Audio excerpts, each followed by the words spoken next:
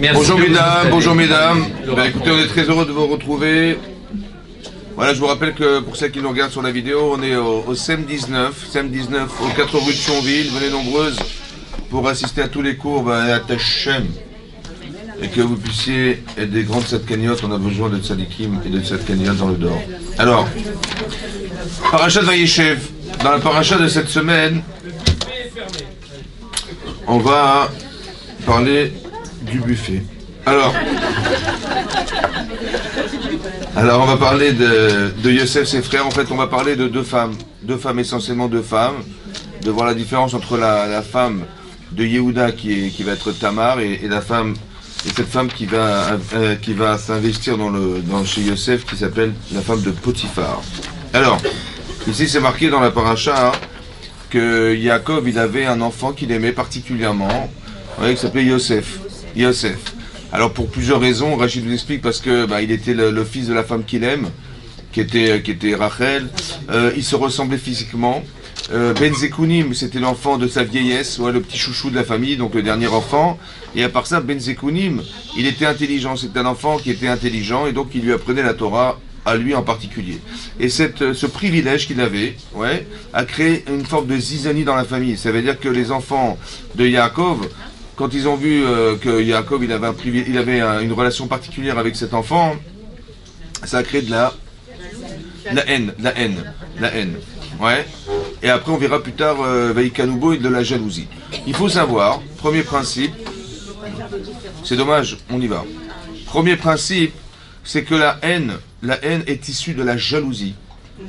Maintenant, comment s'explique la jalousie? Oui, en fait, la jalousie, c'est d'envier, on va dire d'envier les différences. Les différences. Papa, il a un rapport privilégié avec cet enfant. Il nous montre, en fait, et il faut savoir que des fois, on peut faire des choses, malheureusement, en pensant bien faire, parce que, on a une relation particulière avec un enfant en particulier, mais cette différence, ceux qui en sont victimes, c'est-à-dire les autres, ils voient papa, il a des sourires avec lui, pas avec moi, il étudie la Torah avec lui, pas avec moi, etc. Il écoute le Lashon-Hara et pas avec, et donc ça parle de moi, mais il dit rien, etc., etc. Donc, quelque part, la frustration que ça peut engendrer, ça va occasionner de la haine, mais qui en vérité est issue de la jalousie. Pourquoi il a plus que moi? Pourquoi mon père il est plus aimanté vers cet enfant que vers moi? Il a des choses, il a des avoirs. Et on a souvent expliqué, que comment on sort de la haine ou de la jalousie? Comment on en sort? En fait, il faut comprendre que s'il a plus que moi, ou si elle a plus que moi, c'est qu'elle a une fonction qui n'est pas la mienne. Ça va, comme on avait expliqué un petit peu avec la lune et le soleil, vous vous rappelez, la lune, elle va accuser Akadosh Baruch Hu, la lune, comme ça c'est marqué, qu'au départ, c'était deux grands luminaires, Shnemerot Agdolim, donc il y avait, la terre était éclairée par deux grands luminaires, ça veut dire qu'il y avait autant d'intensité de lumière dans la création du monde, entre ce que produisait le soleil comme lumière et ce que faisait la lune sur la terre. Voilà, donc la terre était éclairée de la même intensité, et tout à coup, la lumière de la lune a diminué. Et Rachid nous explique, parce que la lune Mekatreg en hébreu, ça veut dire accuse. Elle n'a pas posé une question, elle a accusé Hachem, en lui disant, mais je comprends pas, à quoi ça sert d'avoir deux couronnes pour une seule fonction, deux rois avec une seule couronne? Ça veut dire, deux rois, on est la lune et le soleil, mais une couronne, ça veut dire qu'on a la même fonction, c'est d'éclairer la terre. À quoi ça sert deux? Un seul aurait suffi. Et là, tout à coup, Hachem, il va diminuer la lumière de la lune. Mais alors pourquoi diminuer? En quoi il a répondu à la question qu'elle a posée? Elle a dit à quoi ça sert de luminaire, et on lui dit, écoute, on va te diminuer ta lumière. Tu m'as pas répondu. C'est-à-dire, en fait, l'idée c'est la suivante. En fait, elle s'est trompée. Elle a cru que la fonction de la lune et du soleil, c'était d'éclairer la terre. Non. Il y a une autre fonction. Laquelle? C'est que le soleil, il est producteur de lumière. Et la lune n'est que réflecteur de lumière. Hachem, il voulait que dans le monde, il y ait des gens qui soient des projecteurs et des gens qui soient des réflecteurs. C'est comme un jour, vous aviez des parents et vous êtes devenus des parents. Ça va? Maintenant, vos parents vous ont envoyé cette lumière, vous étiez des enfants, vous avez réceptionné cette lumière, et maintenant, vous la reproduisez en la donnant aux autres, etc. Mais c'est une fonction qui était essentielle dans la création du monde. Et donc, si j'ai compris, vous imaginez que si la lune a dit, mais je comprends pas pourquoi on est deux. Donc, qu'est-ce qu'elle voulait en vérité? Elle voulait qu'on élimine le soleil. Mais qu'est-ce qu'elle a cru? Mais tu penses bien que si j'allume le soleil, tu n'as plus de lumière. Vous avez compris pourquoi? Parce que tu n'es qu'un projecteur de lumière. Elle croyait qu'elle était un producteur de lumière. Non, tu ne fais que projeter la lumière. Au début, ouais, ça veut dire que la lumière projetée, elle était aussi forte que la lumière comment dire, qui était reflétée, était forte que celle qui était projetée. Et donc elle croyait que c'était elle. En fait, quand elle a vu que la lumière diminuait, en quoi ça a répondu? Elle s'est rendue compte que cette lumière ne vient pas d'elle, elle vient du soleil. Et elle a voulu éliminer le soleil. Mais tu n'aurais plus rien eu. Ça va? Donc ça veut dire que, donc c'est ça. Donc quand j'ai compris, il a une fonction qui n'est pas la mienne, est-ce que je suis jalouse maintenant? Ben non, je comprends que grâce à Dieu, il a une fonction spéciale, et j'en profite, et ben tant mieux. Vous avez compris? Ça veut dire qu'on est jaloux ou jalouse quand on voit des avoirs chez les uns ou chez les autres, et qu'on pense qu'on en avait été privé. C'est ça qui crée la jalousie et qui va créer la haine. Maintenant, ce qui est important ici, ce qui est une parenthèse, c'est que, dans le cours, c'est une parenthèse, c'est que vous allez voir que l'enfant, il va pas haïr son père qui fait des différences. Il va haïr son frère. Alors que c'est papa qui fait la différence. Papa, il a un rapport privilégié. On a vu papa, il a donné à lui. Papa, il étudie à Torah avec lui. Papa, il lui offre des cadeaux à lui. Papa, c'est pas normal. Donc on aurait dû haïr son père et pas son frère. Pourquoi un enfant, il va haïr son frère, il va lui arracher les cheveux par jalousie et pas l'arracher les cheveux de son père. Ça va? S'il en a. Ben non. Les vieux, le plus. Les vieux, le plus, c'est ça. Ben, Benzekounim, en général, ils ont plus de cheveux. C'est vrai. Maintenant, pourquoi il va pas s'énerver contre son père? Parce que vous avez compris que l'enfant, en fait, il veut pas être le frère de son frère. Il veut être le fils de son père. Je veux papa, il me regarde, que papa, il me considère. Je veux être le fils de mon père, donc je peux pas tuer mon père.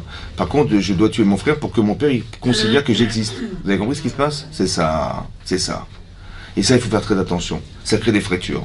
Maintenant, il a rêvé, ensuite, il a marqué qu'ils l'ont haï à cause de quoi? À cause de Chalomotav, à cause des rêves qu'il a racontés.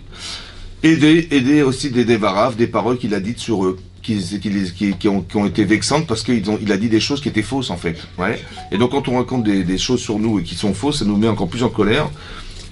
Et qui entraînait alors que le père ne réagit pas. Maintenant, ce qui se passe, c'est comme ça, il y a marqué Chalomotav et Devarav. Chalomotav, c'est ses rêves. Qu'est-ce qu'il a raconté? Il a fait deux rêves. Un, il a rêvé, il a dit, vous savez, j'ai rêvé, vous étiez des gerbes. Bon, qui se pliaient devant ma gerbe. Merci beaucoup, Khazak. Et après, il a dit, et j'ai aussi rêvé un autre rêve, j'ai pas fini, ouais. J'en ai un autre, et j'ai rêvé, vous étiez des étoiles, et ma mère et mon père qui étaient le soleil aussi, se prosternent devant moi.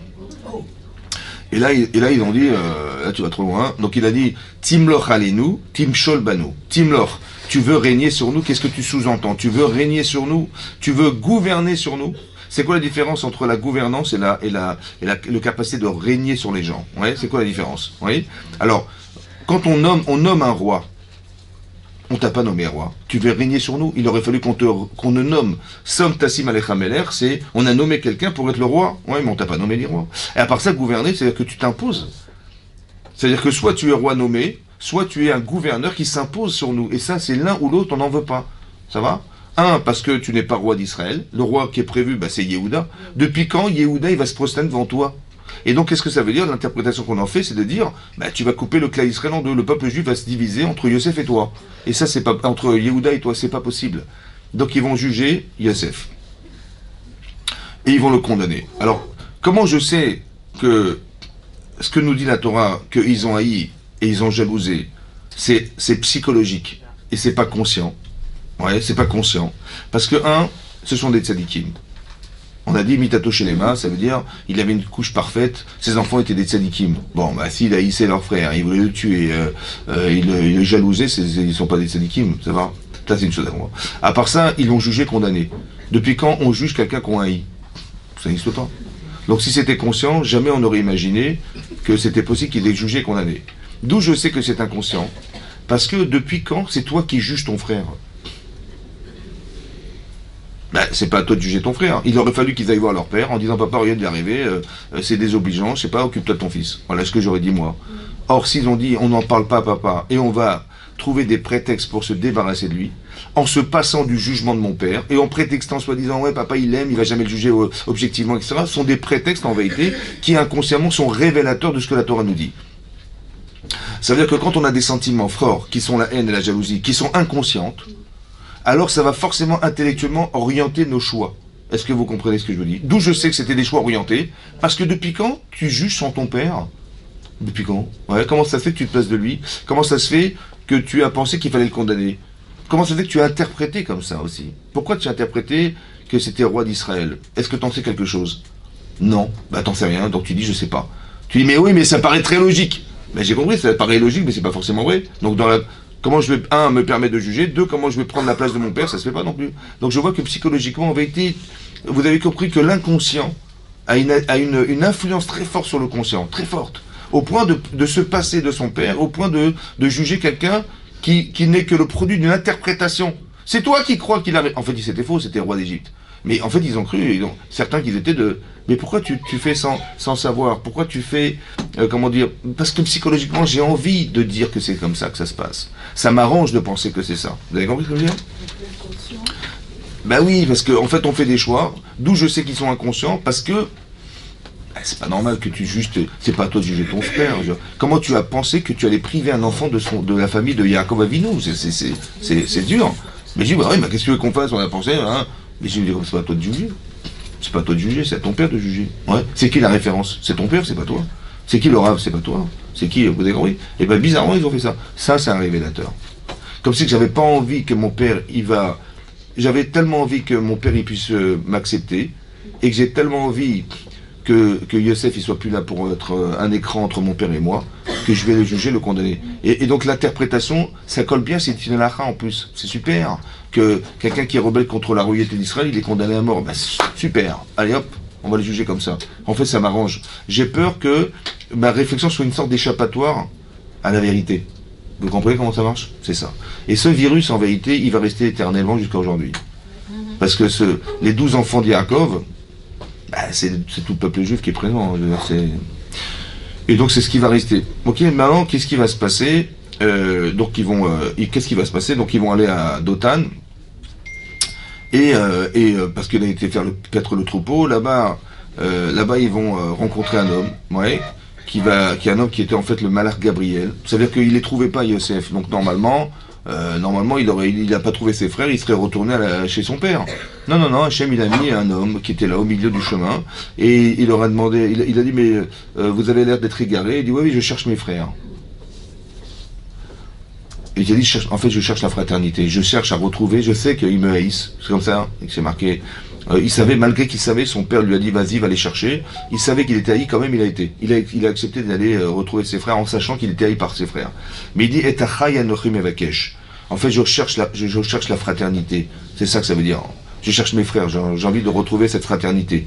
Et il lui a dit, Nelcha Dotaina. Il a entendu qu'ils ont été à Dotan. Nelcha Dotaina. Maintenant, Rachid nous dit, Nelcha, c'est Nichle Datot. En fait, cet homme-là, qui était le malach Gabriel, il lui a fait une allusion, Nichle Datot, en français, ça se traduit par des prétextes justifiés. Nelcha, il faut l'inverser à Nichle. Nichle, c'est des prétextes. Il dit, en fait, ils vont chercher des prétextes pour te tuer. Mais lui, il n'a pas compris ce qu'il a dit. En fait, vous avez compris qu'Hachem, il a mis ça en face de lui. C'était très subtil, il fallait être un grand psychologue pour avoir compris ça, mais c'était le niveau de Yosef. Il n'a pas compris. Il a dit, il a compris au premier niveau, au premier degré, ils ont été à Dotan. En fait, il a dit, Dotaina, c'est Datot. Et Nichle, Nelcha, c'est Nichle. Et ça, c'était des rémazim, en fait, des allusions. Et donc, il est parti là-bas, ils l'ont attrapé, et ils ont voulu carrément le tuer. Ouais, on va tuer cet enfant, etc., ce frère, on va le tuer. Et sur ce, Reuven, il a essayé de le sauver, finalement, il l'a mis dans un puits, etc.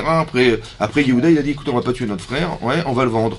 Et on va le vendre aux Ishmaélim, en pensant le vendre à des gens qui étaient présents. Et entre-temps, ils l'ont mis dans un trou, là, et en discutant, les Midianim sont arrivés, et ils ont trouvé quelqu'un dans un trou, ils l'ont sorti de là-bas, dit la Torah, et ils sont venus, ils ont dit, mais qu'est-ce que vous voulez faire? Il dit, ben voilà, on a trouvé un esclave, on va le... Il dit, non, mais c'est notre frère, etc. Et finalement, il a dit, on va pas le vendre aux Ishmaélim, on va vous le vendre à vous. Et ils ont vendu à cet homme, à des Midianim. Maintenant, les Midianim les ont vendus à des Ishmaélim, les Ishmaélim aux Médanim, et les Médanim aux Mitzrim. Donc il a été vendu à 4 reprises, Yosef. Énorme. Vendu à 4 reprises. Ouais. Et il va se retrouver en Égypte. Premier renseignement, c'est que, en fait, ils ont voulu faire quoi? Ils ont voulu... Hachem, il avait prévu que Yosef se retrouve en Égypte. C'était prévu depuis le départ. Ça fait partie des projets divins. Maintenant, eux, qu'est-ce qu'ils ont fait? En fait, en voulant tuer Yosef, ou en voulant le rendre esclave, ils ont voulu briser un projet divin. Maintenant, Hachem, il a un logiciel très spécial. Il a un logiciel qui est en antivirus, et que quand on veut faire des choses contre lui, en fait, il retourne toujours sur ses pattes, lui, il n'a pas de problème. Ouais. Si vous voulez le tuer ou l'achat, Nire Mayu Halumota, vous allez voir de ce que vont devenir ses rêves. Et Rachid dit que c'est la Shrina qui a parlé, c'est pas eux qui ont parlé. Pour dire, mais vous croyez que vous allez vous arranger. En fait, c'est dommage parce que il est arrivé là où il était par Inavérin, quel dommage. C'est dommage. Vous avez eu la haine, la jalousie, et tout ça, voilà ce que ça entraîne. En fait, finalement, on a voulu, entre guillemets, casser un rêve qui était prévu, qui était divin. Ouais, vous allez vous prosterner devant moi, mais vous allez vous prosterner un jour.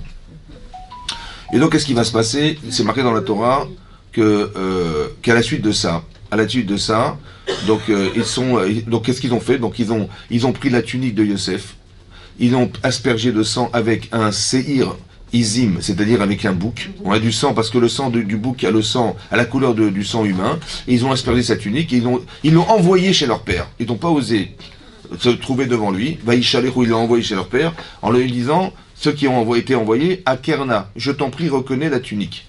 Il a dit, mais c'est la tunique de mon fils, Tarov Yosef. Il a porté un deuil qui a duré 22 ans de sa vie. Voilà ce qui est marqué dans la Torah. Mais on a prétexté qu'il était mort. Mais ils n'ont pas été eux-mêmes. Ils ont envoyé. Ils n'ont pas voulu le tuer. Ils ont vendu. Mais ils ont prétexté qu'il était mort en aspergeant sa tunique et en la présentant. Maintenant, ce qui est très intéressant, vous allez voir que c'est la tunique qui était l'objet de la jalousie.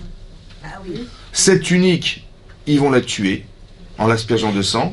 Et la femme de Potiphar, elle va prétexter qu'elle était abusée à cause d'un vêtement. Il est toujours attrapé par son bégued. C'est marrant ça, non? Hein? C'est très intéressant de voir qu'il est toujours attrapé par cette façon d'être à l'extérieur, Yosef. Ça dérange. Sa tunique dérange. Sa façon d'être dérange. Ce qu'il est dérange, en fait. Maintenant, il va devoir faire un travail de profondeur, un travail d'introspection, de réflexion sur lui-même, et pas de toujours d'en paraître. On verra plus tard que quand il va être chez Potiphar, il va s'arranger les cheveux, il va s'arranger les yeux, etc. Et Hachem va dire, mais je comprends pas, tu te fais beau, et alors que ton père est en deuil de toi, genre tu penses qu'à toi et pas ton père, alors je vais t'envoyer la femme de Potiphar. Voilà l'épreuve de Yosef. Voilà. Et donc, elle va lui couronner. Mais quelque part, hein, c'est ça. Maintenant, ce qui est très intéressant, c'est la suite. C'est marqué qu'à la suite de ça, donc, Vayered Yehuda Me'etechav. Yehuda, il va descendre parmi ses frères. Donc, il quitte la famille.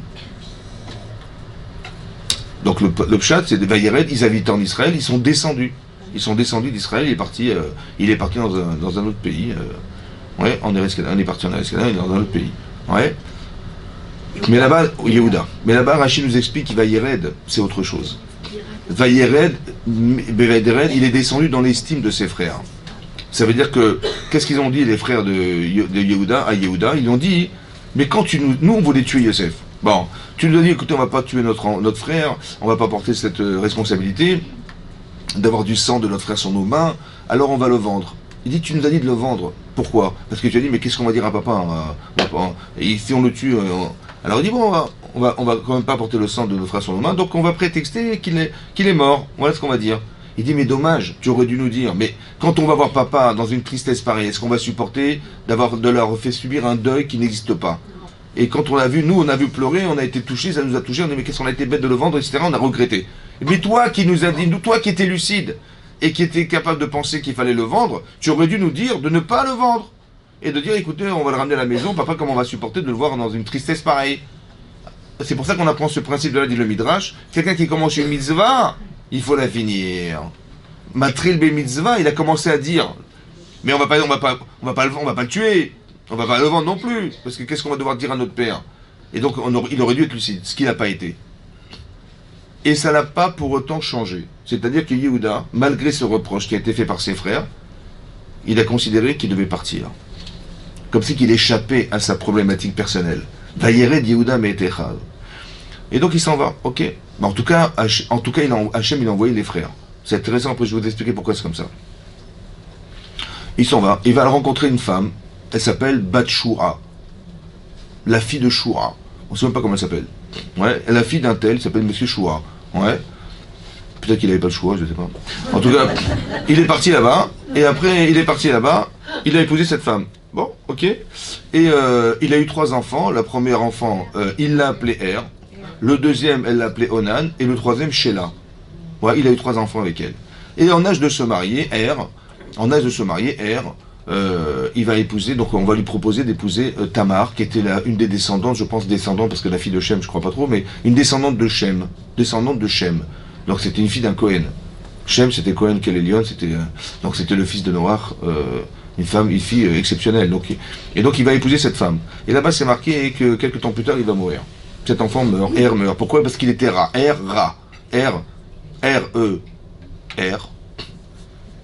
Non, il était Ra Bene Hashem. Il était Ra Bene Hashem. Ouais. Il était Ra.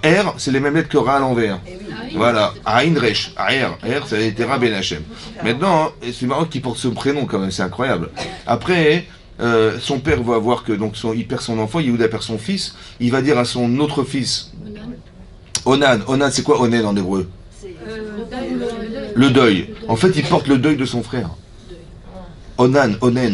Bah oui, donc il avait une mitzvah laquelle c'est d'épouser sa belle-sœur pour donner des enfants à son frère qui était décédé. Et qu'est-ce qu'il a dit? Il a dit, mais ces enfants ne seront jamais les miens. Et donc il allait avec sa femme sans pouvoir lui permettre d'avoir des enfants. Et ça, hein, il est mort comme ça. Comme son frère. Et Rachid dit qu'il est mort aussi comme ça, son frère. Pourquoi? Parce qu'il a dit, ma femme, tant qu'elle est belle, elle est jolie. Mais enceinte, Leicester, ouais. Ouais, il a dit Leicester, elle est gonflée quand même de pouvoir se présenter comme ça devant moi, enceinte. Et donc, il n'a pas supporté. Moi aussi. Et donc, qu'est-ce qui se passe? Qu'est-ce qui s'est passé? Il allait avec elle aussi pareil, sans qu'elle ait pu avoir d'enfant. D'accord? Maintenant, il était Ra. Ra, c'est quoi Ra? Mais comment ça se traduit Ra? Ra. Non, j'ai traduit en français, mais comment ça se traduit psychologiquement Ra? Ben, c'est égoïste. Ouais. C'est ça. Il était égoïste. Ça veut dire quoi, égoïste? Ça veut dire que il savait ce qu'il avait à gagner d'elle. Il se servait d'elle pour avoir du plaisir sans qu'elle ait le plaisir d'être mère. D'accord? Donc c'est ça le problème. Et ben c'est pareil pour son frère. Comment? Les deux enfants. Et donc il perd ses enfants, les deux, à cause de ça. Lui, il sait pas pourquoi, mais la Torah nous dit pourquoi. Il dit pourquoi ils sont morts. Et après, il sait pertinemment qu'il va devoir donner Sheila, qui est le dernier enfant, à cette femme pour l'épouser, pour avoir des enfants, ouais, pour les deux qui sont décédés. Et il va dire, écoute, retourne chez tes parents, en attendant que grandisse Sheila. En fait, il dit, il avait peur que ce soit une catlanite, c'est-à-dire une femme qui tue ses maris. Voilà ce qu'il a cru. Là, c'est ce qu'il a cru. Il a dit, il va encore mourir le troisième, mais c'est tranquille. Et donc, il a dit, retourne chez tes parents, va chez Tamar. Il dit, retourne chez tes parents, de façon à ce que, quand il grandira, je te donnerai en mari. Voilà ce qu'il a pensé. Il a pensé. Mais en fait, il voulait pas que... Il perd sa femme. Bon. Après coup, il perd sa femme. Cette femme, Choua, il la perd. Elle décède, pardon. Pas il la perd dans la forêt, il la perd... Il n'avait pas de GPS. Mais... Et donc, elle décède, sa femme décède. Il perd sa femme, il perd ses deux enfants, il perd sa femme. Waouh. Le pauvre. Après, qu'est-ce qui se passe? Il était en train d'aller dans le chemin pour aller faire tondre ses moutons, ouais, ses moutons, et tout à coup elle apprend ça, Tamar, et elle se déguise, madame, elle se déshabille, elle se déguise en Zona, voilà, à la chemin, creuser des chemins, bizarre. Et qu'est-ce qu'elle espérait? Je sais pas ce qu'elle espérait dans cette tenue-là, ouais, c'est bizarre quoi, ouais. Et en fait on nous explique, après donc il s'est passé, donc il voit cette femme, et il a eu envie de se retrouver avec elle. Bon, bizarre. Yehuda, fils de Yaakov Avinu, comprend pas. Et elle lui dit, qu'est-ce que tu me donnes en échange de ce service? Il dit, je te donne un Gdi Izim. Un bouc, un Gdi Izim. Et Rachid dit, pourquoi il a dit ça? Il l'avait ou pas? Mais il l'avait pas. Il avait rien du tout sur lui. Et pourquoi il a dit ça? Il dit parce que ça devait lui rappeler le fameux Gdi Izim qui lui a permis d'asperger la tunique de Yosef. Ça veut dire, il a dit des mots, en fait, qui sont des révélateurs inconscients de sa faute. Elle lui a dit, tu l'as? Je dis, non, j'ai pas de Gdizim. Alors, il dit, qu'est-ce que tu me donnes en gage pour m'assurer que tu vas me donner ce bouc-là? Il dit, regarde ma face. Face, bouc. Non. Il a dit, je vais te donner ma bague. Il a dit, qu'est-ce que tu me donnes? Il dit, donne-moi ta bague, donne-moi ton bâton et donne-moi ton vêtement. Les petits livres, il avait des tzitzit. Et c'est ce qu'il lui a donné, et il a été avec elle. Après, elle tombe enceinte, oui, etc. Et au bout de 3 mois, on se rend compte que madame, elle a une relation interdite. À l'époque, c'était condamné à mort. Et comme elle était d'Afina Cohen, donc elle a été jugée par qui, justement, par qui? Par Yehuda, qui était le Hav Beddin, par son père, qui était Yaakov Avinu, et par son grand-père Yitzhak. Et donc, elle était condamnée à mort pour cette faute-là qu'elle avait faite. Qu'est-ce qu'elle a fait? Ouais. Et de là, on apprend un principe que on ne doit pas faire honte à quelqu'un au point de se jeter dans une fournaise ardente parce qu'elle devait mourir brûlée, c'était sa sentence. Elle a dit, écoute, elle a envoyé le bâton, la bague et le vêtement par quelqu'un en lui disant à Yehuda, elle n'a pas été lui proposée. Elle a dit à Kerna, reconnais, je t'en prie. Pourquoi elle a dit ces mots-là? Parce que ceux que lui, il a envoyé Yehuda pour dire à son père que Yosef était mort, il n'a pas été lui-même. Il a envoyé. Et il a dit, ils ont dit à Kerna, je t'en prie, reconnais les mêmes mots. Vous avez compris ou pas? Entre-temps, j'ai oublié de vous dire que quand il est revenu après coup, il a demandé à Doulami, son serviteur, d'aller la chercher, cette femme-là, pour lui remettre ce fameux... comment il s'appelle? Le fameux bouc là. Il dit, je peur chez la bouse, de peur que j'ai la honte. Elle va se balader avec lui, voilà, j'ai la bague de monsieur Yehuda, ça se fait pas. Donc il avait très honte. Et donc il a dit, viens vite là, lui donner ce scale de bain, et qu'il récupère ma bague et machin. Il a été là-bas, il l'a pas retrouvé. Il a demandé à tous les gens des alentours, personne ne la connaissait cette femme. Il a dit, il est retourné voir, il a dit, écoutez, je suis désolé, j'ai trouvé personne. Et donc c'est un problème. Pourquoi il a vécu un truc pareil? Pourquoi il a vécu la honte et pourquoi il a vécu l'angoisse de ne pas retrouver cette femme? Vous avez compris? Maintenant, écoutez-moi bien. Sa femme, elle n'a pas de nom. Sa femme, elle n'a pas de nom. Il perd ses enfants. Il prétexte que c'est la faute de sa belle-sœur, sa belle-fille, pardon, et pas de lui. Parce qu'il pourrait se dire, mais qu'est-ce que j'ai fait au bon Dieu pour faire de... Il dit, non, c'est sa faute à elle. C'est elle qui est une tueuse, d'accord? Il perd des enfants par égoïsme. Ça va, qui sait pas, mais en fait, c'est ce qu'il engendre. Il va devoir avoir des enfants, parce que pourquoi il a été attiré par elle? Dit le Midrash, il a eu envie d'en retrouver. Parce qu'il a su que de elle, il descendrait des rois. Maintenant, pourquoi elle a fait ça? Qu'est-ce qu'elle espérait, ta mort, en faisant une chose pareille? Et quand il a vu, il l'a pas reconnu. Parce que qui sait Pénéa, elle avait le visage caché. Mais la Gemara dans Sota dit qu'elle n'avait pas le visage caché. Elle est tellement pudique, cette femme-là, il n'a jamais vu son visage de sa vie. Et donc il l'a même pas reconnu. Vous avez vu quelle pudeur elle avait? Mais dans cette pudeur-là, comment elle a pu faire un truc qui est l'antithèse de ce qu'elle était profondément, cette femme? Comment c'est possible? Oui. Alors là, il y a un Yesod, Prashut. En fait, c'est marqué dans le Midrash Rabbah que, en fait, quand elle savait que la royauté passait par Yehuda. Maintenant, on sait pertinemment qu'il y aura Yehuda, il va engendrer Peretz. Et Peretz va engendrer David, et David va engendrer Mashiach ben David. Elle a voulu absolument être le vecteur du Mashiach. Comme ça, c'est marqué dans le Midrash Rabbah. Elle voulait être cette femme, alors qu'elle s'est acharnée comme une malade. Mais pourquoi elle a fait une chose pareille, de se déguiser comme ça? Parce que vous pensez bien que quand vous réfléchissez à des mitzvot, et des très très grandes mitzvot que vous voulez faire dans votre vie, est-ce que vous croyez que le Yetzirah va vous laisser faire? Non. Bouygues. Non plus. Ni laisser faire, ni... Il ne va pas vous laisser faire. Donc qu'est-ce qui va se passer? Eh bien, il va s'acharner pour vous empêcher de faire cette mitzvah. Alors vous savez ce qu'elle a fait? Elle a fait ce qu'on appelle un iré kechet. Elle a dit, je vais faire... Comme si qu'elle va faire une avera.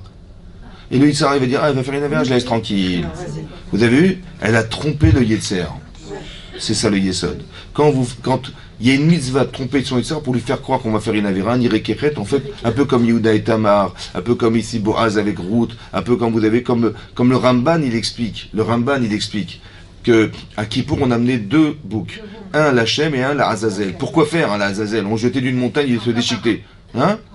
Alors écoutez-moi bien maintenant. On faisait pour tromper le Yetzirah. On fait Avodazara. Il dit, ah ouais, vous faites Avodazara, vas-y, je te laisse tranquille. Pourquoi? Parce que ce séhir-là de l'Hachem, il va expliquer toutes les fautes du clan Israël. C'est-à-dire que tout le boulot qu'il a fait le Yetzirah toute l'année, il va être anéanti en un jour, en une seconde. Vous pensez qu'il va bien s'investir pour éviter que ça se fasse? On dit, t'inquiète pas, je fais une avera, voilà, je jette le truc, la Azazel. Comme si je faisais Avodazara. Il dit, ah, si tu fais Avodazara, il n'y a pas de problème, je te laisse tranquille. Et là, on amène le Shira d'Hachem. Vous avez compris, non? C'est-à-dire, on trompe celui qui veut. Parce qu'il est dans notre cœur, le Yitzhak. Il sait ce qu'on pense, il sait ce qu'on. Donc, si je lui dis que je vais faire une grande mitzvah, je vais retrouver Yehuda pour engendrer le Mashiach, ah, bah alors là, si le Mashiach arrive, c'est la fin pour lui. Donc, il va se s'acharner. Donc, on fait un iré kechet. C'est pour ça qu'elle a fait ça, elle. Maintenant, écoutez-moi bien. Elle va mourir. Qui va mourir? Tamar, elle est condamnée à mort. Elle est condamnée à mort. Bon. Je sais pas, moi j'aurais été Tamar, j'aurais dit, écoute, il n'y a pas d'histoire, qu'on a la mort, attends, le père c'est toi, d'accord, voilà. Tu reconnais la bague?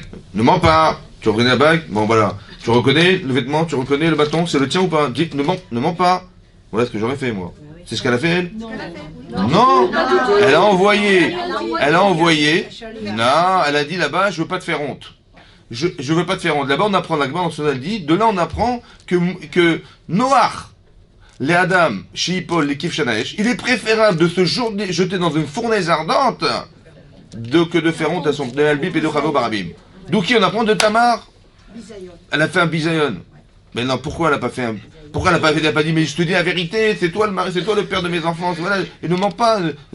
Tu as Bédine, je m'en fiche de Bédine. T'as des faveurs, je m'en fiche. Ouais. Je vais quand même pas mourir parce que monsieur, il va pas avouer la vérité.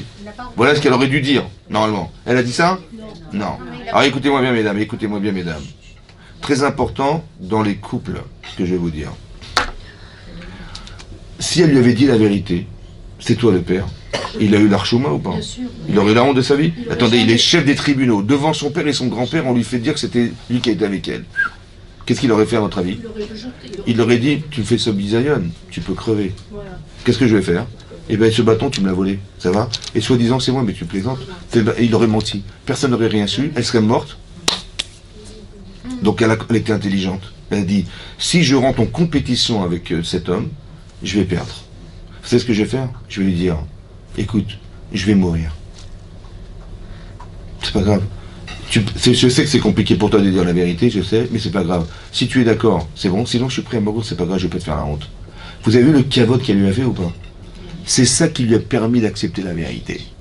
Ça veut dire qu'encore une fois, elle comprend la nature masculine, que si tu t'amuses à vouloir faire honte à ton mari alors que tu sais que de nature il est fier, alors tu vas rentrer en compétition. Et là, tu rentres dans le jeu du Yetzer. Fais gaffe, fais attention. C'est pas ça qu'il faut faire.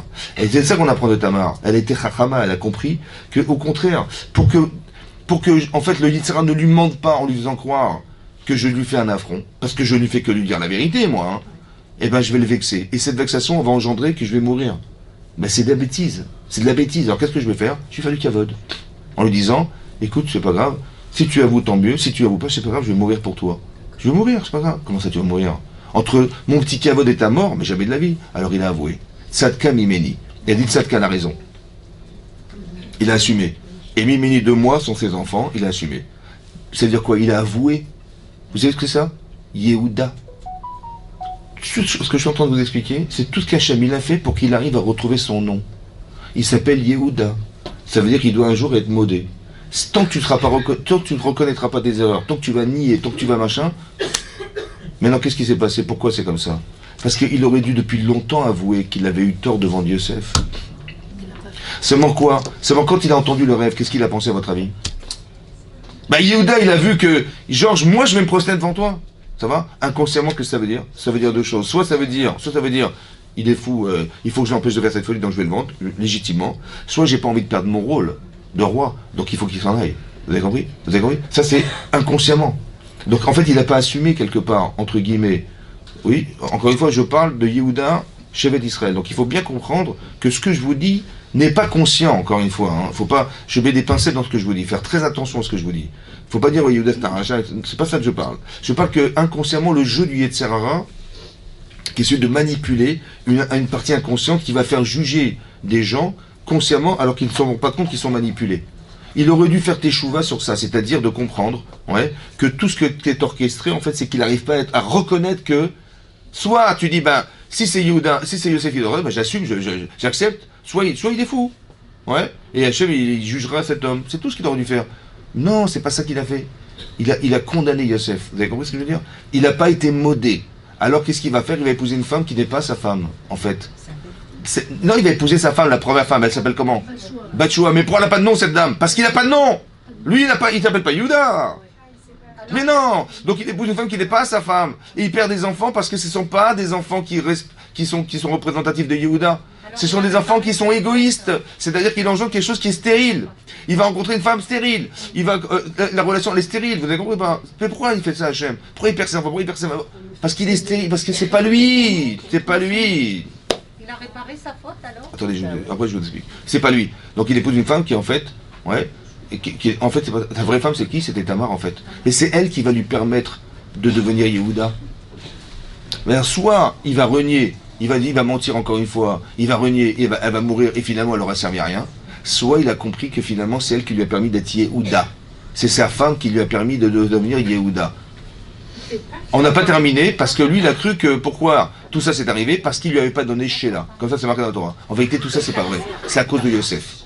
Ça veut dire, il faut qu'il avoue qu'il a un problème avec Yosef. Il faut qu'il avoue qu'il a un problème avec Yosef. Et lui, il a prétexté en disant, ah, c'est parce que je n'ai pas donné Sheila que ça m'est arrivé. C'était pas pour ça, en fait. Ça, il veut pas avouer, encore une fois, mais regardez l'acharnement qu'Hachem il a. Pourquoi? Parce que l'acharnement d'Hachem, ça vient d'un entêtement personnel. Plus on est entêté, profondément entêté, et plus, Chas v'Shalom, Hachem est obligé d'envoyer des coups de marteau pour essayer de casser ce qui bloque la relation avec Hachem ou avec la relation avec la véracité des choses. Vous avez compris? Plus c'est compliqué, plus c'est dur, plus on est. Ça veut dire c'est un révélateur d'entêtement personnel. Tu veux pas lâcher dommage, tu veux pas lâcher, des catastrophes, il lui arrive. Il est même prêt à dire, vous savez, quand on est dans le déni, il dit c'est pas moi, c'est ma belle-fille, c'est elle qui est une. Pourquoi tu penses à elle? Vous avez compris? Ce déni-là, c'est ça le problème. Tant que tu n'avoues pas que ça peut être toi, tu peux dire, mais c'est vrai, ça peut être elle, mais ça peut être toi aussi. Pourquoi tu dis pas que c'est toi, c'est pour toi, c'est toujours les autres? C'est ce déni-là qui fait qu'on n'est pas soi-même. C'est pour ça que sa vie, c'est pour ça qu'il a rencontré cette femme comme ça, c'est pour ça qu'il n'a pas retrouvé cette femme. Pourquoi il n'a pas retrouvé Tamar, la femme qui était soi-disant là. Rachid nous dit pourquoi. Parce que pourquoi il a souffert de ne pas la retrouver? Parce qu'il a fait souffrir son père de ne pas retrouver son fils. Et tout ça, c'est de la thérapie intérieure. Ça veut dire qu'Hachem, il fait ça pour que ça puisse soigner Yehuda et l'amener à penser qu'il a eu tort de faire. Vous avez vu? Cette souffrance, en fait, est un révélateur inconscient de ce qu'il a manqué vis-à-vis de son père. Comment ça se fait que tu lui as fait croire qu'il était mort? Tu vois? Alors on va te faire croire aussi des choses. Et cette souffrance, tu vas la subir, en fait, qui va être un réparateur de souffrance que tu as occasionnée chez l'autre. Et que c'est quoi réparateur? Que tu aies conscience par la souffrance que tu as fait souffrir. Vous avez compris ça? Voilà. Voilà. Maintenant, c'est ça. Non. Non, c'était pas sa sœur. Mais Tamar, c'est la fille de Yaakov. De Shem. Mais non, c'est sa belle-fille. Mais non. Ça, c'était. Regardez la différence. Maintenant, regardez bien. Voilà ce qu'elle a fait Tamar. Donc, Tamar, elle a compris quelle était la nature masculine. Elle a su exactement, au détriment de sa propre vie, qu'est-ce qu'elle devait dire pour pouvoir sauver son couple et sauver sa vie personnelle. Vous avez compris la chorma? Ça, c'est cette femme-là. Donc, elle aimait Yehuda. Ça, c'est quand on aime les gens qu'on raisonne comme ça. Quand on s'aime, 19. Non, quand on s'aime, alors on se sert des gens, et quand on aime, on sert les gens. Pas la ceinture, hein, je parle de serrer, ça veut dire que quand on s'aime, alors on se sert des autres. Et quand on aime, alors on se sert pour les autres. On sert les autres. C'est ça. Ça, c'était Tamar. J'ai parlé d'une autre femme maintenant. Tout à coup, on va parler de Yosef. Yosef, qu'est-ce qui va se passer? Donc il a été vendu, imaginez-vous le traumatisme de Yosef, vendu à 4 reprises esclave, etc. Il a quitté son père, la Torah de son père, il a quitté sa famille, il avait 17 ans, il se retrouve en Mitzraïm. En Mitzraïm, ça veut dire qu'il va se retrouver dans un pays qui est carrément corrompu, ouais. Et lui, il est dans la Torah, il est émette, il est respecté des valeurs, etc. C'est très très difficile ce qu'il est en train de vivre là. Et vendu par ses propres frères. Il était kidnappé carrément, vendu par... C'est effroyable ce qui s'est passé, ouais. Qu'est-ce qui va se passer? Voilà je vous dépeins un petit peu l'aspect psychologique dans lequel se retrouve Yosef. Il va se retrouver chez Potiphar. Potiphar, c'est un ministre, donc il est bien tombé. S'il n'est pas tombé chez les clochards ou des machins, il est tombé domestique chez... Et là-bas, il est Metzliach, il réussit tout ce qu'il fait. Il réussit tellement bien à organiser la vie de l'endroit où se trouve Potiphar, que carrément, il lui donne tout ce qu'il a comme bien, et c'est lui qui gère toute la vie, tout ce que Potiphar possède, c'est lui qui gère tout ça. Ouais, aveuglément, il a confiance en lui totale. Madame Potiphar, elle va consulter des astrologues. Quand ça dit Rachi, elle dit voilà, il y a un domestique qui est arrivé, un beau gosse, il est venu chez nous là. Ouais, il dit qu'est-ce que vous croyez qu'on a quelque chose à voir ensemble et tout? Il dit je sais pas, c'est soit vous aurez des enfants ensemble, soit votre fille elle aura des enfants avec lui, on sait pas. Et donc elle a suivi le ciel. Ça veut dire les Shem Shamaim, c'est comme ça dit Rachi. Elle a fait les Shem Shamaim au nom du ciel. Elle dit voilà, dans les as c'est marqué comme ça, exactement comme Mina Shamaim, elle a fait les Shem Shamaim Tamar. Et donc ces deux femmes, elles ont fait les Shem Shamaim, mais une par ira de Shamaim et l'autre par ira du ciel. Elle voulait absolument faire ce qui était marqué dans les astres, dans le doute, hein, que c'était elle. Et donc qu'est-ce qu'elle fait? Elle se change 3 fois par jour, ouais, elle va essayer de le séduire, et lui ne veut pas la regarder. Ça fait 1 an que ça dure comme ça, elle essaie de le séduire. Donc il a cette épreuve énorme de séduction avec cette femme. Qu'est-ce qui va se passer? Un jour, il va y avoir une fête, à l'époque, il faisait des fêtes, religieuses, d'Avodazara, d'idolâtrie. Et donc tout le monde est parti à la fête. Yosef évidemment n'a pas été. Et elle a prétexté qu'elle était souffrante. Ouais, elle a dit je peux pas y aller, je suis malade. Et son mari dit écoute, il n'y a pas de problème. Et là elle se retrouve seule avec lui. Yihoud. Ouais. Yihoud. Et donc elle se retrouve seule à seule. Et là, il tombe dans le panneau. Et donc elle le tente. Ouais, elle le tente, etc. Et donc, et à ce moment-là, dit l'Agma dans Sota et le Midrash. Le Sota, l'Agma dans Sota dit qu'il a vu le visage de son père. Et donc c'est ça qu'il a. Mais avant ça, il a prétexté. Écoutez bien ce qu'il a dit. Il a dit, mon maître, il me fait confiance. J'ai une totale confiance en lui. J'ai une totale confiance. Et lui me fait confiance. À part ça, tous ces biens il m'a donné, il me les a confiés personnellement. Ouais. Il n'y a pas plus grand que moi dans cette maison. Ça veut dire que je suis le plus grand domestique entre guillemets. Je suis le gérant de la maison. Je m'occupe de tout. Ouais. Il n'y a pas plus grand que moi. À part ça, je vais pas trahir la relation que j'ai avec mon maître qui est machin. Parce que là, je peux manger de tout. Il a dit mais pas de ce pain-là. Le pain c'était sa femme. Je vais pas lui prendre sa femme. Et donc il a dit et à part ça, Khatati, l'Elohim. Et à partir je vais faire une grande faute. Je vais fauter vis-à-vis d'Hachem. Donc en tant que Ben Noir, c'était une chose interdite, il ne pouvait pas se permettre de faire une chose pareille. Mais regardez les arguments qu'il a dit. Pourquoi il a argumenté comme ça? Vous pouvez dire, il a essayé de la convaincre, madame, d'arrêter, soit il s'est convaincu lui-même. Écoutez-moi bien. Quand on est tenté par quelque chose, donc les émotions, qu'est-ce qui peut m'empêcher d'agir? Vous dites, mais c'est assourd, c'est grave, c'est assourd, c'est assourd. Ça c'est la loi. Donc c'est ce que je sais. Mais entre ce que je désire et de ce que je sais, qu'est-ce qui est plus fort dans votre tête? Ce que vous désirez ou ce que vous savez? Donc le désir va balayer la connaissance. J'ai pas envie de savoir. Donc comment je vais faire pour arriver à contrebalancer? Chazak. Il faut que j'argumente en disant, attends, je vais faire ça. Ça veut dire que c'est ça que je vous ai souvent expliqué, c'est que votre cerveau, il doit être libre de penser. Vous voyez, d'un côté, j'ai très envie. Puis je vais dire, mon cerveau doit dire à mon cœur, écoute, attends, laisse-moi réfléchir. Comment je vais basculer? Comment je vais faire contrebalancer un désir? Parce que sur ma balance, le désir est fort, la connaissance est faible. Donc il faut que la connaissance soit plus forte, au moins égale, pour moi, pour me de retenir. Alors qu'est-ce que je veux dire? J'écoute, il me fait confiance ton mari. Il m'a donné tous les biens qu'il avait. Il n'y a pas plus grand que moi. J'ai des privilèges, je ne suis pas tombé n'importe où, etc. Qu'est-ce qu'il est en train de faire? Et l'autre, qu'est-ce qu'il est en train de faire? Il dit, l'honnêteté, la reconnaissance, tout ça, ce sont des valeurs très fortes. Et en fait, c'est ça qui contrebalance. Et à part ça, j'ai fauté. Je ne vais pas fauter avec. Je vais me retrouver avec Hachem. Et le Midrash, il dit, mais vous savez, Hachem, il a l'habitude de nous parler à nous, notre famille, avec Abraham, Yitzhak, Yaakov. Ce privilège, je ne vais pas le perdre. L'Agma, dans Sota, elle dit que son père lui a dit dans l'imaginaire, il dit, tu sais, sur les pierres du pectoral et des épaules, là, il y avait des pierres précieuses. Vous voyez, là aussi, il y avait les noms des Jvatim. Tu veux qu'on enlève ton nom? Vous avez compris ou pas? C'est-à-dire que, voilà ce que tu vas gagner, il faut réfléchir, voilà ce que tu risques de perdre. Et quand tu risques de perdre beaucoup, ces émotions, elles vont se calmer. Ça veut dire qu'il faut une émotion pour évacuer une émotion. Est-ce que c'est clair, Inès? Il faut une émotion pour évacuer une émotion. Si tu as très envie, il faut casser l'émotion. Comment tu fais? Tu dis, voilà ce que tu vas gagner, voilà ce que tu vas perdre. Et c'est pire ce que tu vas perdre. Je dis, non, laisse tomber, je ne vais pas le faire. Mais ce discours-là, c'est le discours que je me fais moi-même. C'est ça qu'il a dit à cette femme. En fait, il s'est donné les moyens de ne pas faire la vera. Ça va? Tout à coup, elle l'a attrapé par son vêtement. Et qu'est-ce qu'elle a prétexté? Parce qu'elle a eu très peur. Là-bas, elle a eu très peur. Le Midrash explique, elle a dit, maintenant qu'il s'est sauvé, il va raconter à mon mari ce qui s'est passé. Ouais. Vous savez ce qu'elle a fait, elle? Vous savez ce qu'elle a fait? Hein? Écoutez-moi bien. Elle a dit à ses copines, dites à vos maris qui vous courent après. D'accord? Monsieur, c'est un coureur Yosef leur court après aussi. Et moi, je vais dire à mon mari, voilà ce qu'il a fait avec moi et tout. Et j'ai la preuve, j'ai le vêtement. Et j'ai crié comme une folle, j'étais tout seul, j'ai crié comme une folle, il a voulu abuser de moi et tout ça. Et je me suis débattu, je lui ai pris son vêtement, j'ai la preuve de du viol, parce que j'ai la preuve, j'ai le truc. Et donc il était jugé, il était condamné à la tôle. Ouais, il était condamné à la prison. Mais ce que je veux dire par là, écoutez-moi bien maintenant. Il y a deux styles de femmes. Il y a deux styles d'amour, en fait, il y a deux styles d'amour. Soit, elles ont toutes les deux fait dans un intérêt personnel. Bon, elle, Tamar, elle voulait absolument engendrer le clan Israël et faire permettre d'être le vecteur du Mashiach. Voilà ce qu'elle voulait. Donc elle avait une grande envie. Maintenant, est-ce que tu es victime de ton désir ou tu exploites ton désir? Dans ce cas-là, tu l'as exploité. Eh oui, c'est comme ça qu'on doit réfléchir, nous. On doit exploiter un désir. Et pas... Vous avez compris? Alors que qu'est-ce que fait la femme de Potiphar? Elle dit, je vais avoir un enfant avec lui, mais il est fou, il a rien compris. Je vais faire le Shem Shamaïm, machin, je sais pas. Dans le ciel, c'est marqué qu'on aura sûrement des enfants entre nous. Je veux absolument avoir des enfants avec toi. Et voilà, il court après, au nom du ciel.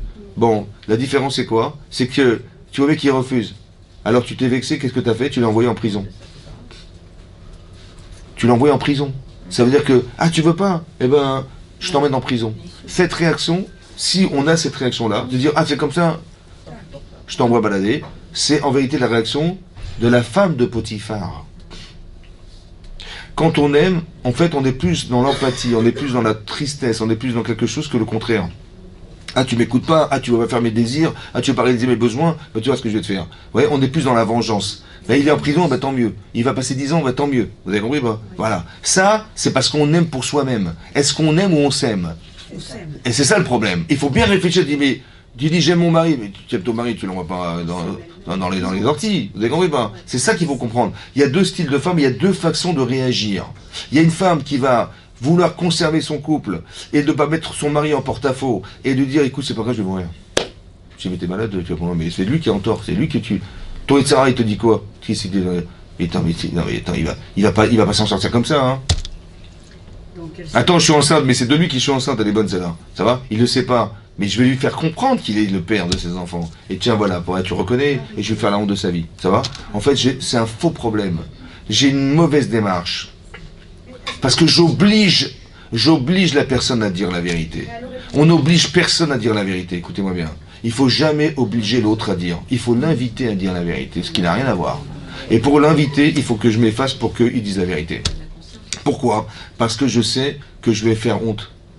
Et la honte, il va forcément mentir. Tu dis, mais il a menti. Mais oui, mais est-ce que tu la pousses à mentir, elle est bonne celle-là.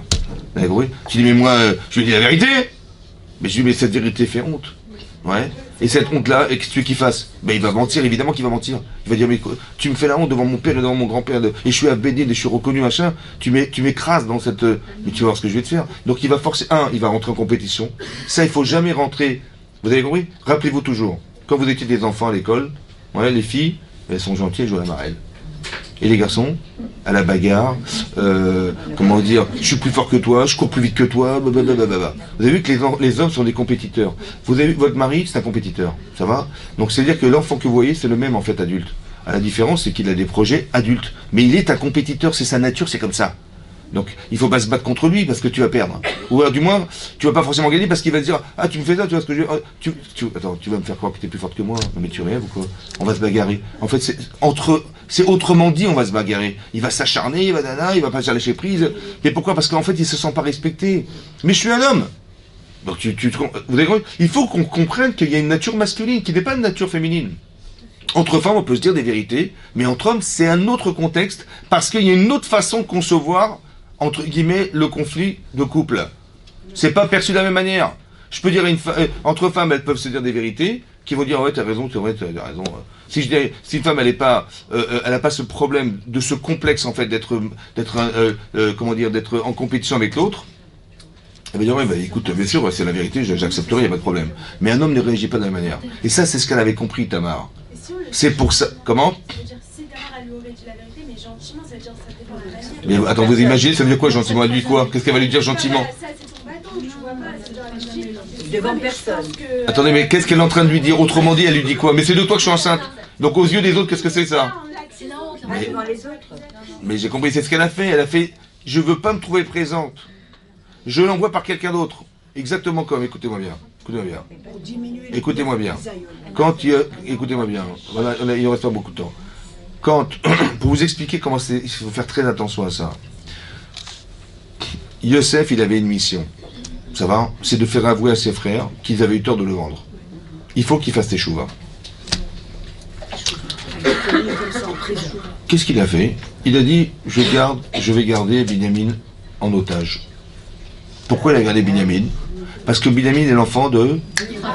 Et c'est son frère, mais surtout l'enfant de Rachel et de Yaakov. Très bien. Maintenant, il a compris que le rapport qui existe familial entre les enfants de Yaakov, les enfants de Rachel et les enfants de Léa, il y a un problème conflictuel. Qu'est-ce qu'il a fait? Il a essayé de faire du copier-coller, c'est-à-dire, pourquoi en vérité ils ont haï Yosef? Parce que c'était le frère de la femme aimée, etc. J'ai pas dit mémé, hein, la femme aimée. Mais non. Mémé Hélène. Il a dit c'est la femme aimée, etc. Donc il y a ce conflit-là de différence qui dérange. Il dit, bah, c'est ce que je vais faire, je vais prendre Binyamin. Et je vais voir comment il va réagir, Yehuda. D'accord? Maintenant, Yehuda, il fait sa plaidoirie. Il vient, il dit, vous savez, mon père Yaakov, il avait une femme et 2 enfants. Un, il a disparu, il ne reste que celui-là. Déjà qu'il a perdu sa femme, Rachel. À part ça, il a perdu son fils, Yosef. Et là, il va perdre celui-là. Vous allez les garder. Il a dit, mais il aura l'impression d'avoir perdu les 3 le même jour. Donc c'est criminel ce que vous faites. À part ça, il a dit, Nafsho Kshura Benafsho. Il a une telle attache avec cet enfant que les âmes sont collées. Si vous lui enlevez cet enfant, vous le tuez. Ça va? À part ça, il a dit, moi je me suis porté garant. Je me suis porté garant, je lui ai dit à mon père, écoute, t'inquiète pas, je te ramènerai Binyamin à la maison. Ne t'inquiète pas. Ça va? Or, si je reviens sans lui, j'aurais perdu cette garantie que je lui avais donnée. Et à part ça, comment je pourrais voir mon père dans un tel état, ouais, de détresse, parce qu'il a perdu, je pourrais pas, écoutez, je peux pas. Alors, vous savez ce qu'on va faire? Écoutez, moi, je vais devenir l'esclave et renvoyez-le chez son père. Voilà ce qu'il a dit. Sur ce, Yaakov, il va dire, Yosef, il va dire, Ani Yosef. 2 mots, Ani Yosef. Je suis Yosef. Aod Avichai, mon père est vivant. Ah, c'est trop beau. Il a dit, je suis Yosef. Waouh, wow. Ils ont compris, ils se sont prosternés devant lui, ils ont compris le rêve. En fait, c'était ça. C'était pas roi d'Israël, c'était roi d'Égypte. Aïe, aïe, aïe, aïe, aïe, aïe, aïe, aïe. Je vous fais comme ça on comprend bien. Ouais. Bien que sa femme s'appelait pas Esther, la Esther. Il a dit la Esther. Aïe, aïe, aïe, aïe. Ils ont compris qu'ils ont fait une gaffe. Laquelle? C'est qu'en fait, il s'était trompé, c'est une interprétation qui était fausse. C'est-à-dire que son père, il a porté un deuil pendant 22 ans. Yosef, on lui a fait endurer ses souffrances, etc. Pour rien, on s'est gouré. Oh, vous imaginez la honte? L'archouma? Oui, non. Mais non, ils ont eu honte. Il a dit, mon père est vivant. Ça veut dire, j'ai pas compris. Tu m'as dit que si je garde Binyamin, je tue mon père. Mais tu savais combien mon père était attaché à moi? Comment ça se fait qu'en me vendant, tu n'as pas pensé tuer ton père? Il est vivant? Il est vraiment vivant, ton père? Ah bon? Mais je pensais qu'il était mort depuis longtemps. Vous avez vu ce qu'il a fait ou pas? Pour essayer d'éliminer la haine. Maintenant, c'est marqué dans la Rashi là-bas. Avant de se dévoiler à ses frères, il a fait sortir tout le monde. Chazak. Il a dit, je veux pas que mes frères ils aient honte que je leur avoue devant eux. Il les a fait sortir. Vous savez ce que dit le Midrash Rabbah? Écoutez-moi bien. Avant qu'ils disent qu'il était Yosef, il a dit, tout le monde sortait d'ici, je veux plus personne dans la salle. Il s'est retrouvé seul à la salle avec eux. Et là, ils avaient l'occasion de le tuer. Ça veut dire que quoi? Il a préféré prendre le risque de mourir que de leur faire honte. Pourquoi? Parce que si je leur fais honte, ils vont accepter, mais en fait, au fond d'eux-mêmes, ils vont pas forcément accepter. Parce que quand on fait honte à quelqu'un, au fond, il est obligé d'accepter par la honte qu'on lui fait. Ça marche pas. Ils ont pleuré. Hein. Ça marche pas. Ça veut dire que tu dis, mais c'est comme ça qu'il faut faire, et c'est comme ça que... En fait, on se rend pas compte qu'on humilie la personne. Quand on hausse le ton, on humilie la personne. Je dis, mais j'avais pas le choix. Ça fait 10 fois que je répète. Mais t'as pas compris un truc. Soit t'as pas utilisé la bonne formule, soit il faut travailler tes midotes, soit il faut respecter la personne, soit il faut lui faire avouer les choses. Mais ça c'est une chorma, ça. Chormat nashim bagda beta. La chorma des femmes, c'est de construire son couple en fait. La femme est intelligente, elle est psychologue, elle est sensible, avec machin. Il faut être maligne. Il faut comprendre comment échapper au Yetzirara dans les couples pour arriver à ça. Vous avez compris ce qui se passe? Vous avez compris? C'est ça qu'il a fait. Il a compris que si je vais leur dire devant tout le monde, ils vont avoir la honte. Mais qu'est-ce que je vais gagner? Ils vont pas avouer. Ils vont dire, ouais, excuse-nous. Ou ils vont dire, mais c'est ta faute. S'il avait dit, il avait rencontré ses frères la première fois, sans le subterfuge qu'il a fait. Il dit, bonjour, je voulais convoquer mon bureau, ouais, bonjour. Alors, vous m'avez reconnu ou pas? Je dis, non. Mais c'est moi, Youssef, les rigolos, là. Hein? Vous m'avez vendu, et j'ai subi ça, à cause de vous. Allez, hop! Prison directe, 15 ans. Voilà ce qu'il aurait dû faire. 1, il s'est contenu. 2, il a voulu absolument, par amour pour ses frères, corriger un problème qui était foncier chez eux. Vous avez compris ce que je veux dire? Il faut réfléchir quand on aime, et quand le micro s'arrête, il faut dire... Je sais pas si ça marche. Il n'y a pas de pile. Vous avez dit que c'est un plan divin. Comment? Vous avez dit que c'est un plan divin. C'est un plan divin, mais ça veut dire qu'il faut le réfléchir. À chaque fois que je fais quelque chose qui n'est pas dans le sens de la vérité, c'est pas de dire, vous voyez, ce verre est un verre, c'est la vérité. Si je dis que c'est une bouteille, c'est un mensonge. Ça, c'est évident, ça. Mais des fois, la vérité, c'est que ça amène à la vérité. Des fois, je vais dire des vérités qui sont des mensonges, parce que ça va amener à un mensonge. Je vais leur dire la vérité, que vous avez eu tort de me vendre. Ouais, je sais, mais j'y peux rien, c'est le pile. C'est très important en plus. Ouais, c'est-à-dire que quand je dis la vérité, c'est pas forcément ce que vous croyez. La vérité, c'est ce qui doit amener à la vérité. C'est ce qui doit finaliser la vérité. Mais des fois, ça cogne. Et c'est ça. Donc des fois, c'est l'inverse. C'est que je veux dire la vérité, mais en vérité, j'entretiens un mensonge. Le mensonge, si elle avait dit, si ta mère elle avait dit à son mari, mais écoute, c'est toi le père des enfants, voilà la bague, ne mens pas. j'aurais dit, je dis, mais dis à vous la vérité, il aurait forcément menti. Parce que cette vérité est insupportable. Vous avez compris? Voilà. Et c'est insupportable. Ah, c'est pour ça, c'est cool. Voilà, c'est ça que je voulais vous expliquer la différence entre deux femmes dans la Torah pour vous expliquer à qui il faut ressembler, à qui il faut surtout pas ressembler. Chazak ou Baruch. Merci beaucoup. Vous avez éteint là? Je crois qu'on m'entend.